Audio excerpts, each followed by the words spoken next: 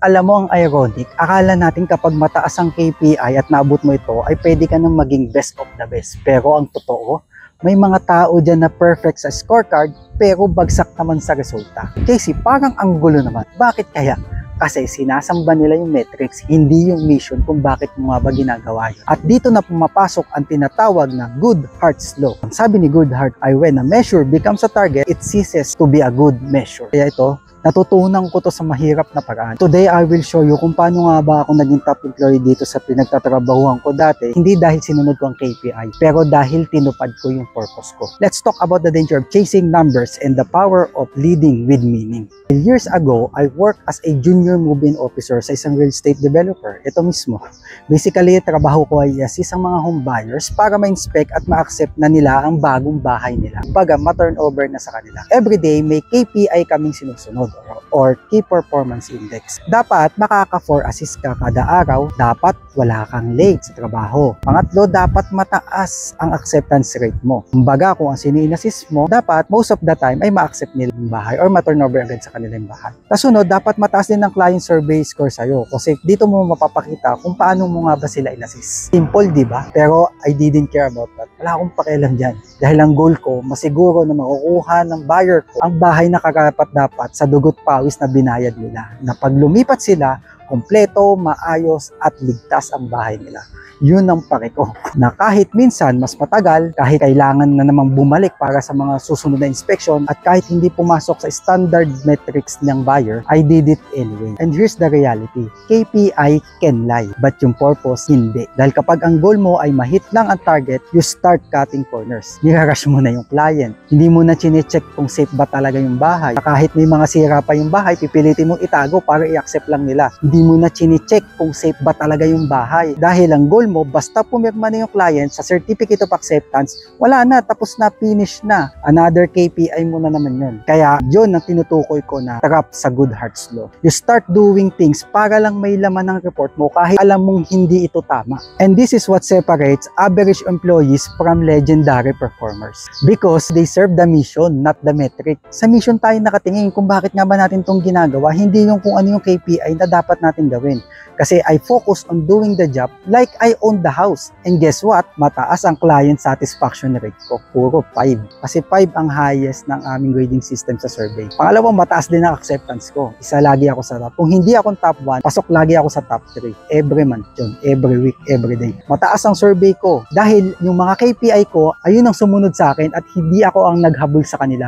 Kumbaga, kusa na lang silang dumapit sa akin. Dahil ang goal ko, makapag-serve at ma-accept ng client yung bahay. At yung mga KPI, kusa na lang yan pumasok sa akin. Kumbaga, hindi ko namamalayan, matataas na pala yung grade ko doon na hindi ko naman talaga ginugol doon. Kasi siya ang naging resulta ng aking purpose. When a measure becomes a target, it ceases to be a good measure. Example na lang natin as a sales agent. May quota kang 25 million pesos. Kung ang goal mo lang ay ma-hit yan, magpapangako ka ng hindi totoo. Baka pati langit at lupa, ibigay mo na dun sa client mo. Sasabihin mong malapit lang yan, kahit naman talaga sobrang layo. Sasabihin mong hindi traffic, kahit alam mo naman talagang traffic. I-fake mo na ang mga kasamang gamit, kahit wala naman talagang gamit. You hit your quota today, pero bukas magre-refund yan, magbaback out, mawawalan ng trust sa'yo. Kaya kapag nawala ang integrity, wala ring kwenta ang numbers. At ito ang step by step how to measure the right way. So yun, paano nga ba masisigurado na ang metrics are helping and not hurting? Step 1, serve first, metric second. Ask yourself,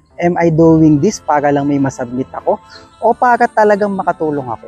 Step 2, clarify the mission. Kung hindi malinaw kung ano ang sinusukat mo, then any number can look good kahit wala naman talagang impact. Step 3, use KPIs to measure, not to motivate. Kasi KPI is a scoreboard, not the playbook. It tells you what happened, not what to do next. Yun ang KPI. Kung ikaw as a leader, yun ang dapat mong gawin. Use KPI as a scorecard, not motivation. Step 4, track behavior plus impact. Hindi lang puro outputs or yung acceptance rate natin dito, but outcomes din. Did the family feel secure? Did they smile? And that's the real success. Bakit nga ba sobra akong passionate dito? Kasi dati yung lola ko bumili ng bahay dito sa mismong developer na pinapasukan ko before. And paglipat namin, kulang-kulang as in walang circuit breaker, wala kaming kuryente. Kaya ang nangyari, natulog kami ng napakainit. Bagat tinon-over lang ng walang malasakit. Yun yung mga dahilan kung bakit ako nagkaroon ng deepest why na kapag pumasok ako sa developer na to, i-make sure ko na yung mga pamilya na mag-i-inspect at bumili ng bahay ay matatanggap ang worth ng pera na ginastos nila dito. Kaya doon ko na-realize na hindi lahat ng trabaho, trabaho lang. Some jobs are mission-driven dapat. And when I became a civil engineer and eventually a move-in officer, dala ko yung story na yun. Kaya every time I assisted, para na rin akong tumutulong sa sarili kong pamilya at tinuturing ko na akin mismo yung bahay or negosyo na tinutulungan ko. At may isa pa akong pahabol na law. Ito yung Campbell's Law. The more any quantitative social indicator is used for decision making, the more subject it will to be corruption and pressure. Ito yung Campbell's Law. Sabi niya dito, kapag ang metrics mo ang pinagbabasihan ng decision mo, mapipilitan kang manggaya, mandaya o magpanggap ang tao para lang ma-hit yung goal nila. So ang solusyon, don't chase numbers, chase standards. Don't just track output, track the impact. And don't reward shortcut, reward service. So yun, ako si JC Pebre at kung nagustuhan mo tong content natin about sa pag-chase ng KPI, about sa real purpose or sa deepest why mo, ay follow nyo na po ako. At kung may gusto akong ipamana sa inyo today, it's this. Your metrics don't define you. Your meaning does. Serve people, solve problems, and let the numbers follow. Because when you work with heart, when you lead with intention, everything else will follow. Kaya yun, JC Pebre ulit. Naniniwala ko, pinapatunayan ko na kaya natin maging successful sa ating bansang Philippines. Thank you.